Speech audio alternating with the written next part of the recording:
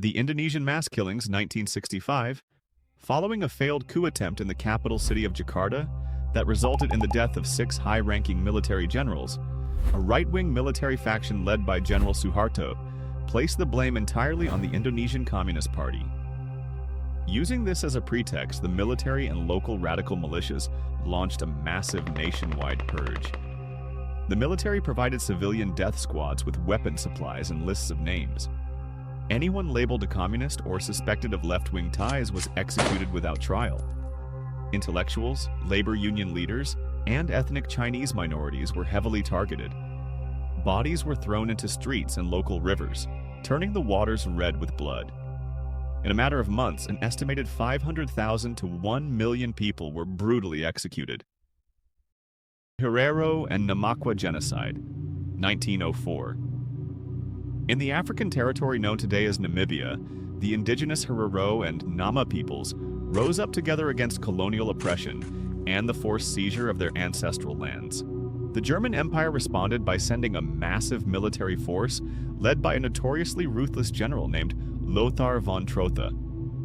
The general issued an official extermination order, stating that any Herero person found within German borders, armed or unarmed, would be executed.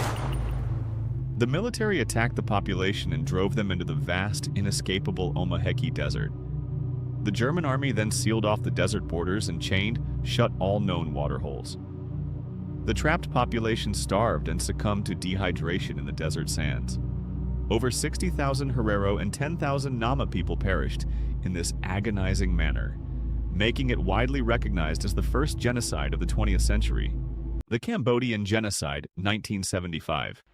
A radical communist regime known as the Khmer Rouge, led by the brutal dictator Pol Pot, seized absolute power. Pol Pot's goal was to transform Cambodia into a primitive, completely agrarian, atheist utopia.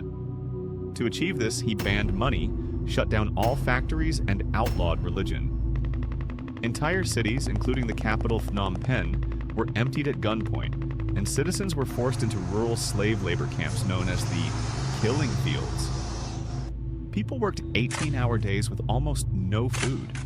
Pol Pot viewed anyone with an education or modern thoughts as an enemy of the state. Anyone who read books, spoke a foreign language, or simply wore glasses was executed for being an intellectual. To save ammunition, executioners used axes, clubs, and shovels to kill. This radical madness wiped out nearly 2 million people, a quarter of Cambodia's population. The Holocaust, 1941. The most heavily documented and industrially organized genocide in human history. Nazi Germany, led by Adolf Hitler, designed a plan called the Final Solution, with the explicit goal of completely eliminating the Jewish population of Europe. First, Jews were stripped of all civil rights and forced into overcrowded, diseased ghettos. Soon after, they were packed into wooden train cars and transported to massive concentration and death camps built across Poland and Germany. Inside death camps like Auschwitz, arrivals were sorted into those fit for slave labor and those who were not. Children, mothers, and the elderly were led directly into large rooms disguised as public showers. Once the doors were sealed, a lethal gas called Zyklon B was pumped inside, killing them within minutes. Through this industrial factory of murder, 6 million Jews and millions of other innocent civilians were systematically killed. The Armenian Genocide, 1915. During the chaotic backdrop of World War I, the Ottoman Empire targeted its Christian Armenian population, baselessly accusing them of conspiring with enemy Russia. The campaign began on April 24, 1915, when hundreds of Armenian intellectuals, writers, and community leaders were rounded up in Constantinople, imprisoned, and promptly executed. Following this, the weapons of all Armenian soldiers serving inside the Ottoman military were confiscated. Finally, the remaining vulnerable population, mostly women, children, and the elderly, were forced out of their homes and driven into the Syrian desert. This journey became known as a death march. Civilians were forced to walk across the burning sands without food or water, leaving the roads littered with casualties. In total, between 1 and 1.5 million Armenians were killed through this calculated plan. The Vendée Massacres, 1793.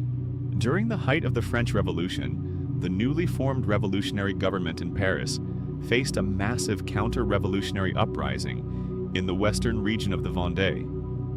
Local peasants and deeply religious citizens refused to accept the new radical laws.